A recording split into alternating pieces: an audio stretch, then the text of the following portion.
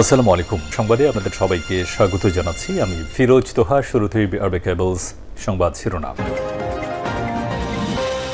বাংলাদেশের সর্বশেষ গুরুত্বপূর্ণ আপডেট সংবাদে আপনাকে স্বাগত। শুরুতেই সংবাদ শিরোনাম, পরে বিস্তারিত।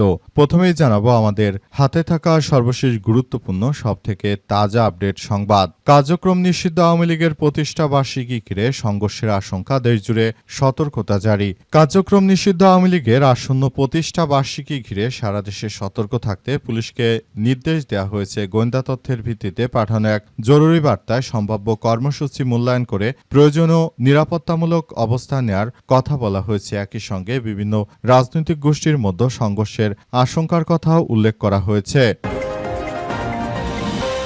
এরপর জানাবো প্রথমে ফাঁকা গুলি, তারপর এলোপাতারি কোপ, রাজধানীতে প্রাণ গেল বাস চালকের। রাজধানীর পূর্ব জুরাইনে টাকা পয়সা লেনদেনকে কেন্দ্র করে পূর্ব শত্রুতার জেরে এক বাস চালককে নৃশংসভাবে কুপিয়ে হত্যার ঘটনা ঘটেছে। নিহত বাস চালকের নাম আব্দুল কুদ্দুস, বয়স 50। এদিকে শীর্ষ সন্ত্রাসী অটো সজল গ্রেপ্তার, মিলল বিপুল পরিমাণ অস্ত্র, গুলি এবং মাদক। রাজধানীর ওয়ারি এলাকায় শীর্ষ সন্ত্রাসী অস্ত্র মাদক চোরা কারবারির গডফাদার ইসমাইল হোসেন ওরফে অটো সজলকে গ্রেপ্তার করেছে ঢাকা মেট্রোপলিটন পুলিশের সদস্যরা। এই ঘটনায় তার কাছ থেকে বিপুল পরিমাণ মাদক জব্দ করা হয়েছে। পাশাপাশি তার কাছ থেকে আরও বিভিন্ন অস্ত্রশস্ত্র, মাদকদ্রব্য সহ বিভিন্ন অপরাধ সংশ্লিষ্ট বিষয়াদি পাওয়া গেছে। ঘটনার পর ওই এলাকায় থমথমে অবস্থা বিরাজ করছে। তারা মূলত এই ধরনের কার্যক্রমগুলোর প্রতি তারা নিজেরাও সমর্থন দিয়ে যাচ্ছে এবং বিষয়গুলো খুবই গুরুত্ব সহকারে দেখা হচ্ছে। ধারণা করা হচ্ছে যে যারা এই সন্ত্রাসী কার্যক্রমের সঙ্গে যুক্ত তাদের বিরুদ্ধে পুলিশ প্রশাসন ব্যাপক কার্যকর সক্রিয় অবস্থানে রয়েছে।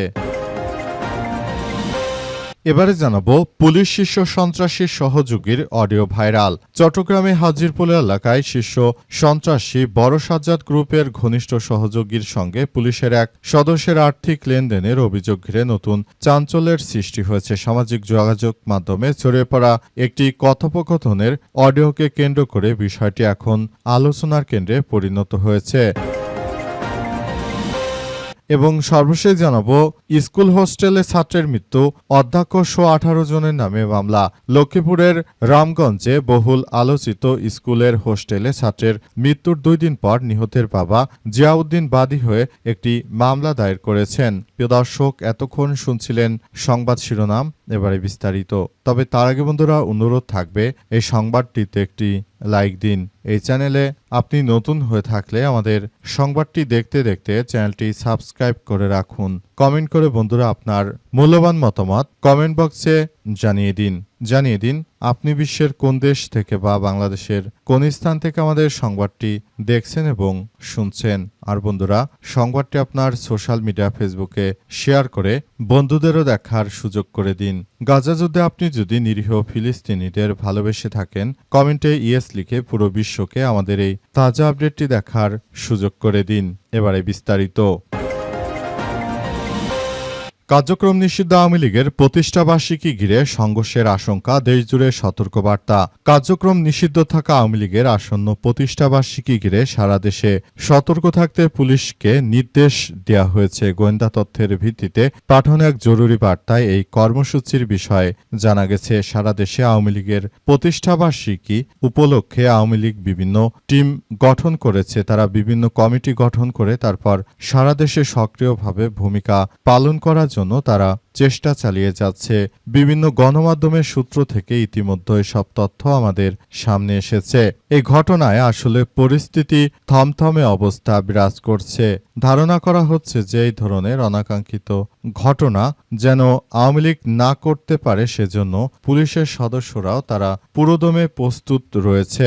আওয়ামী লীগের নেতৃত্ববৃন্দরা এবারই একটি বিশেষ দিন উপলক্ষে মাঠে নামতে চলেছে। একটি বিশেষ দিন উপলক্ষে তারা মাঠে নেমে তারপর এমন কিছু করতে চলেছে যেগুলো দেখে সবাই হতচকিত হয়ে পড়েছে। মূলত আওয়ামী লীগ সরকার এখন ক্ষমতায় না থাকলেও প্রতিনিয়ত ছাত্রলীগের বিভিন্ন কার্যক্রমে সবাই ইতিমধ্যেই বুঝতে শুরু করেছে যে আওয়ামী লীগ হয়তো খুব শীঘ্রই দেশে ফেরত আসতে চলেছে। এজন্য আওয়ামী লীগও ব্যাপকভাবে স্বতঃস্ফূর্ত হয়ে নেতাকর্মীদেরকে মাঠে নামাতে শুরু করেছে এবং নেতাকর্মীরা তারা মূলত এমন ধরনের কার্যক্রম শুরু করেছে যাতে করে সারা দেশে বিএনপি এবং বৈষম্যবিরোধী ছাত্র আন্দোলনের নেতৃত্ববৃন্দরা নানাবিধ সমস্যায় পড়ে। প্রথমে ফাঁকা গুলি, তারপর এলোপাতাড়ি কোপ, রাজধানীতে প্রাণ গেল বাস চালকের। রাজধানী পূর্ব জুরাইনে টাকা পয়সা লেনদেনকে কেন্দ্র করে পূর্ব শত্রুতার জেরে এক বাস চালককে কুপিয়ে হত্যার ঘটনা ঘটেছে। নিহত বাস চালকের নাম আব্দুল কুদ্দুস, বয়স 50। চায়ের দোকানে বসে থাকা অবস্থায় একদল দুর্বৃত্ত হামলা চালিয়ে তাকে এলোপাতাড়ি কুপিয়ে আহত করে। পরে দিবাগত রাত 12টার দিকে মুমূর্ষু অবস্থায় ঢাকা মেডিকেল কলেজ হাসপাতালে নেওয়া হলে চিকিৎসক তাকে মৃত ঘোষণা করেন। নিহতের ছোট ভাই আব্দুল হাশেম জানান, তাদের বাড়ি মাদারীপুরের শিবচর উপজেলার কুতুবপালং গ্রামে। বাবা নাম আব্দুল মালেক। বর্তমানে তারা পূর্ব জুরাইনের দারোগাবাড়ি রোড এলাকায় ভাড়া বাসায় থাকতেন। আব্দুল কুদ্দুস ছিলেন পেশায় বাস চালক। তিনি জানান যে বৃহস্পতিবার রাত আনুমানিক 12টার দিকে জুরাইন পপি স্কুলের সামনে একটি চায়ের দোকানে বসে চা পান করছিলেন আব্দুল কুদ্দুস। এ সময় দুর্বৃত্তরা তার কাছে এসে তার উপর এলোপাতাড়ি আক্রমণ করতে শুরু করে। এই আক্রমণে আব্দুল কুদ্দুস মারাত্মকভাবে জখম হয়। তাকে কুপিয়ে খুবই মারাত্মকভাবে আহত করা হয়েছে। মূলত এই ধরনের কার্যক্রম চলমান রয়েছে এবং এটি খুবই বিপজ্জনক এক অধ্যায় হিসেবে আবির্ভূত হচ্ছে।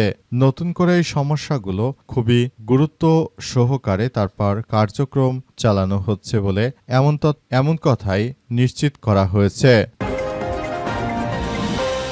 শীর্ষ সন্ত্রাসী অটো সজল গ্রেপ্তার, মিলল বিপুল পরিমাণ অস্ত্র, গুলি এবং মাদক। রাজধানীর ওয়ারি এলাকায় শীর্ষ সন্ত্রাসী ও মাদক চক্রের কথিত গডফাদার ইসমাইল হোসেন ওরফে অটো সজলকে গ্রেপ্তার করেছে Dhaka metropolitan police, DMP, Jatrabari থানা পুলিশ। পরে তার দেয়া তথ্যের ভিত্তিতে মূলত নতুন করে আবার কার্যক্রম শুরু হয়েছে।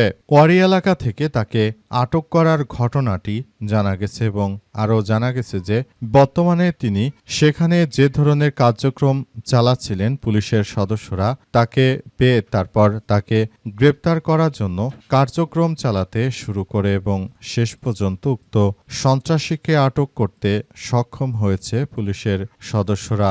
উক্ত সন্ত্রাসী ব্যক্তি তিনি মূলত সারা দেশে এক ত্রাসের রাজত্ব সৃষ্টি করেছেন। তার ত্রাসের রাজত্বের কারণে মূলত সারা দেশ জুড়ে এক ভয়াবহ সন্ত্রাসী কার্যক্রমের মধ্যে পড়ে গিয়েছে। সুতরাং তার মতো এমন ব্যক্তিত্বের কারণে সারা দেশ জুড়ে এমন নানাবিধ সন্ত্রাসী কার্যক্রমগুলো ঘটছিল এবং সেগুলো ঘটার কারণে মূলত এটি সারা দেশ জুড়ে ছড়িয়ে পড়ে।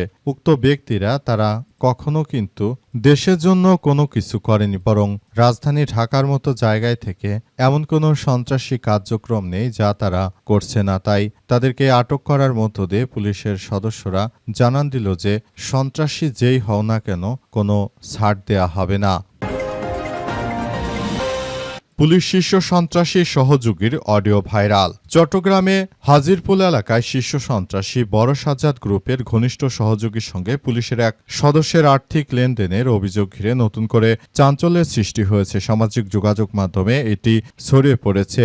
ভাইরাল হওয়া ওই কথোপকথনে রাশেদ নামের পরিচিত এক ব্যক্তির স্ত্রী এবং চানগাঁও থানার এসআই লিটনের মধ্যে আর্থিক লেনদেন ও মামলা সংক্রান্ত বিষয় নিয়ে আলোচনা হয়। তবে অডিওটি নজরে আসার পর পুলিশ তদন্ত করছে। ইতিমধ্যে অভিযুক্ত লিটনকে ডেকে এ বিষয়ে জানতে চেয়েছে চট্টগ্রাম মহানগর পুলিশ উপকমিশনার আমিরুল ইসলাম। ছড়িয়ে পড়া অডিওতে কুরবানির ঈদের সময়কার, সেখানে শোনা যায় রাশেদের স্ত্রী অতীত লেনদেন এবং মামলার বিষয়ে ক্ষোভ প্রকাশ করেন। মুঠোফোনে ওই কলে রাশেদের স্ত্রী স্ত্রীকে এসআই লিটন বলেন, ম্যাডাম আপনাকে খুঁজতেছি কিন্তু ব্যস্ততার কারণে খবর নিতে পারিনি। রাশেদের স্ত্রী স্মরণ করেছেন, ঠিক আছে, কিন্তু আপনি তো আমার সঙ্গে বেইমানি করেছেন ভাই, যতটুকু আমার সামর্থ্য আছে ওইটুকু আপনাকে দিছি না। জবাবে এসআই লিটন বলেন, হ্যাঁ দিয়েছেন।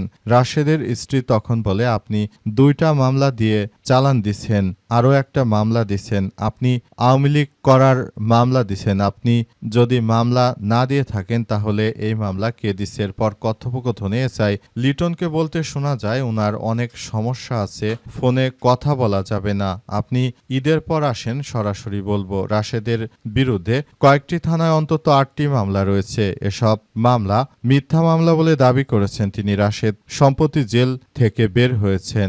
আমার দেশকে তিনি বলেছেন, আমাকে মিথ্যা মামলায় জড়ানো হয়েছে। আমি জেলে থাকার সময় আমার স্ত্রীর সঙ্গে ওই এসআইয়ের কথোপকথন এটি। আমাকে মামলা দেবে না বলে 70,000 টাকা নিয়েছিল।